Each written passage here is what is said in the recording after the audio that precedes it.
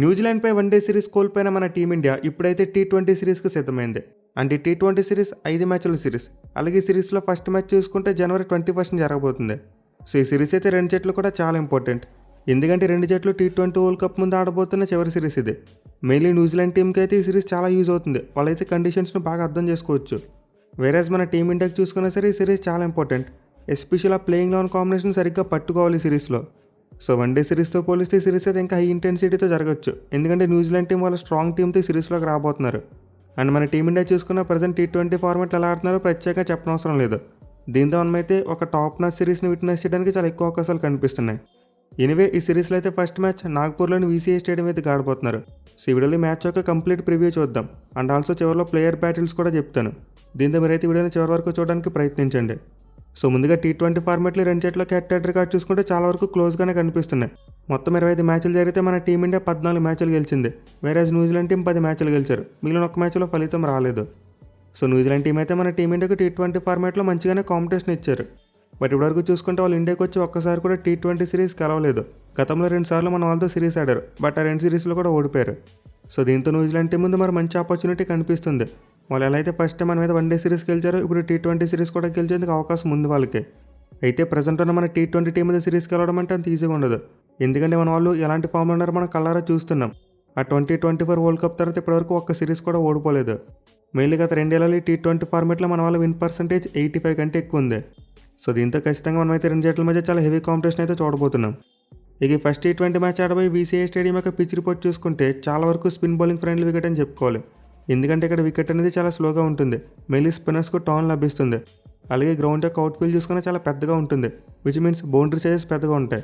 So గతంలో జరిగిన మ్యాచ్లో చూసుకుంటే గ్రౌండ్లో అయితే భారీ స్కోర్లు రాలేదు. పర్టికులర్గా పిచ్ అనేది మ్యాచ్ ప్రోగ్రెస్ అయిపోతే మరింత స్లోగా మారిపోయి బౌలర్స్కు బాగా అనుకూలిస్తుంది. అది కూడా ముందు చెప్పినట్టు స్పిన్నర్స్ రాజ్యాన్ని వెళ్తారు. సో దీంతో మనమైతే ఈ మ్యాచ్లో మరీ ఎక్కువ స్కోర్లు ఎక్స్పెక్ట్ చేయకపోవడమే బెటర్. అంటే 200+ స్కోర్స్ వచ్చేస్తాయని చెప్పి నేనైతే ఎక్స్పెక్ట్ చేయట్లేదు. మేబీ పిచ్ మీద బాగా వాటరింగ్ చేసి ఒక ఫ్లాట్ వికెట్గా మార్చేస్తే అప్పుడు భారీ స్కోర్లు రావచ్చు. కానీ ఐడియల్గా చూసుకుంటే మాత్రం ఇది మోస్ట్లీ ఒక బౌలింగ్ ఫ్రెండ్లీ వికెటే. సో ఈ గ్రౌండ్ యొక్క స్టాట్స్ చూసుకుంటే ఇప్పటివరకు మొత్తం 13 టీ20 మ్యాచెస్ జరిగాయి. అంటే 13 మ్యాచ్లో ఫస్ట్ బ్యాటింగ్ చేసిన టీం 9 మ్యాచ్లు గెలిస్తే చేస్ చేసిన టీం 4 మ్యాచ్లు మాత్రమే గెలిచాయి. అలాగే గ్రౌండ్లో ఫస్ట్ ఇన్నింగ్స్ యావరేజ్ స్కోర్ 146 రన్స్గా ఉంది. సో క్లియర్లీ స్టాట్స్ బట్టి ఒక లో స్కోరింగ్ విన్ అని మనకి తెలుస్తుంది. అలాగే ముందు చెప్పుకున్నట్టే మ్యాచ్ ప్రోగ్రెస్ అయ్యే కొద్దీ పిచ్ లో అవుతుంది కాబట్టి సెకండ్ బ్యాటింగ్ చేసిన టీంకు ఎక్కువ విన్ పర్సెంటేజ్ లేదు. దీంతో ఆబ్వియస్లీ టాస్ గెలిచిన కాబట్టి ముందుగా బ్యాటింగ్ తీసుకుంటే బాగుంటుంది. లేదు డ్యూ ఫ్యాక్టర్ ఎక్కువ పడుతుంది, సెకండ్ హాఫ్లో స్పిన్నర్స్కు పిచ్ అనుకూలించదనుకుంటే మాత్రం ముందుగా ఫీల్డింగ్ తీసుకుంటారు. పైగా సిరీస్లో ఇది ఫస్ట్ మ్యాచ్ కాబట్టి మేబీ దాన్ని కూడా దృష్టిలో పెట్టుకుని ముందు ఫీల్డింగ్ తీసుకోవచ్చు. కానీ ఇక్కడ పాస్ట్ రికార్డ్స్ని బేస్ చేసి చూసుకుంటే మాత్రం ఫస్ట్ బ్యాటింగ్ చేయడమే బెటర్. ఇక ఈ గ్రౌండ్లో మన టీమిండియా రికార్డు విషయానికి వస్తే 5 టీ20 మ్యాచెస్ ఆడారు. అంటే 5 మ్యాచ్లో 3 గెలిచారు, 2 ఇంట్లో ఓడిపోయారు. మెయిన్లీ గతంలో న్యూజిలాండ్ టీంకి అగెనెస్ట్గా మన వాళ్ళు ఈ గ్రౌండ్లో ఒక మ్యాచ్ ఓడిపోయారు. సో 2016 సంవత్సరంలో జరిగిన మ్యాచ్లో మన టీమిండియా ఒక చిన్న టార్గెట్ను చేసి చేయలేకపోయారు. న్యూజిలాండ్ టీం సెట్ చేసిన 127 రన్స్ అందుకోలేకపోయారు.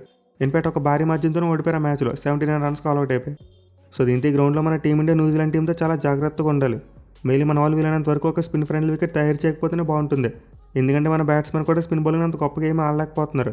పైగా న్యూజిలాండ్ టీం దగ్గర చూసుకుంటే మంచి క్వాలిటీ స్పిన్ అటాక్ కనిపిస్తుంది. సో దీంతో వీలైనంత వరకు మన టీమిండియా ఒక బ్యాలెన్స్డ్ వికెట్ తయారు చేయించుకుంటేనే బాగుంటుంది.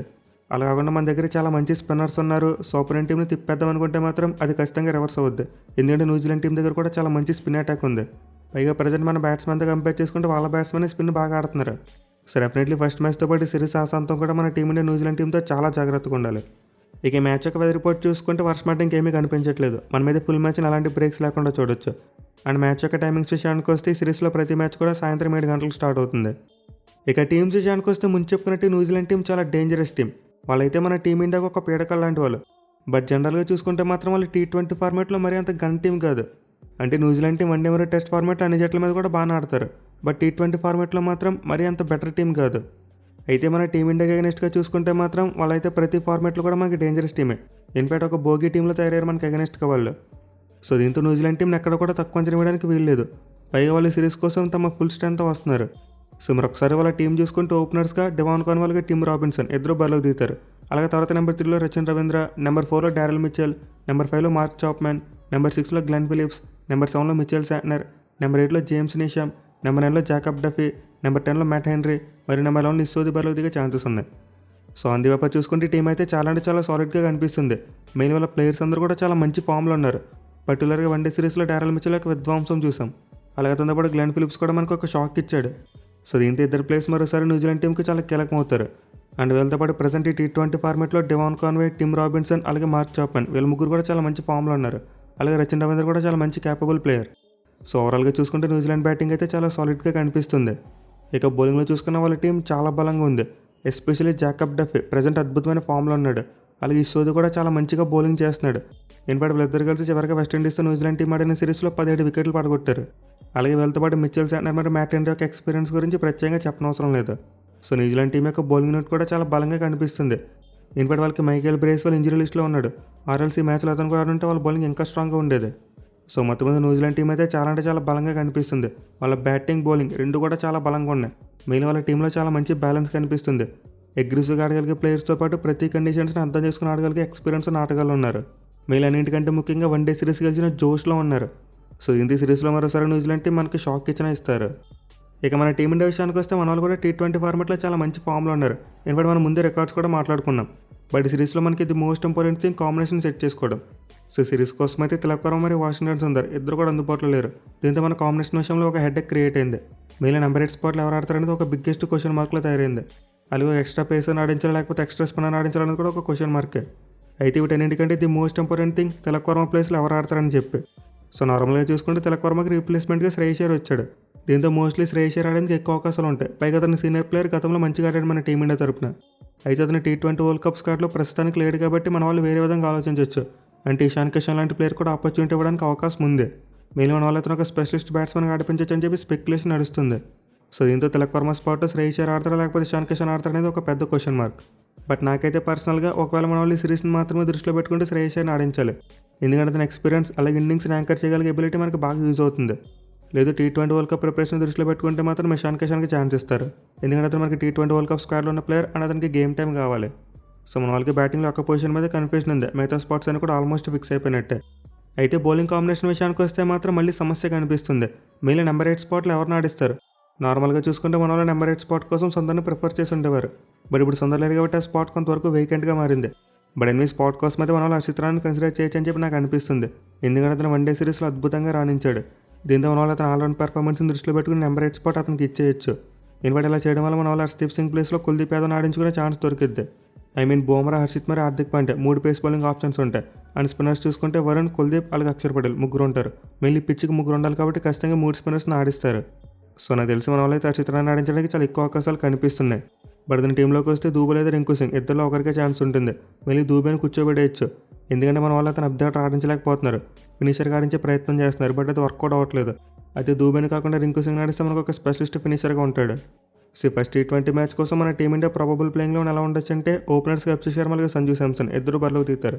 అండ్ దాని తర్వాత నెంబర్ 3లో శ్రేయస్ అయ్యర్ లేదా ఇషాన్ కిషన్, నెంబర్ 4లో సూర్యకుమార్ యాదవ్, నెంబర్ 5లో అక్షర్ పటేల్, నెంబర్ 6లో హార్దిక్ పాండ్యా, నెంబర్ 7లో రింకు సింగ్, నెంబర్ 8లో శివం దుబే, హర్షిత్ రాణా, నెంబర్ 9లో హర్షదీప్ సింగ్ లేదా కుల్దీప్ యాదవ్, నెంబర్ 10లో జస్ప్రీత్ బుమ్రా మరియు నెంబర్ 11లో వరుణ్ చక్రవర్తి బౌలింగ్ దిగే అవకాశాలు ఉన్నాయి.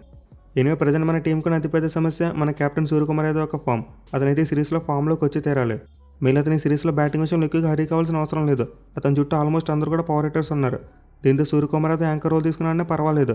అంటే టైం తీసుకుని క్రీజ్లో సెట్ అవ్వడానికి ట్రై చేయాలి. మిగిలిన అతని బ్యాట్ నుంచి కొన్ని రన్స్ వస్తే అతనికి కూడా కాన్ఫిడెన్స్ పెరుగుద్ది. బట్ ఎనివేస్ కైకి అయితే ఈ మ్యాచ్లో మిచెల్ శాంట్నర్ దగ్గర నుండి చాలా పెద్ద ప్రమాదం పొంచింది.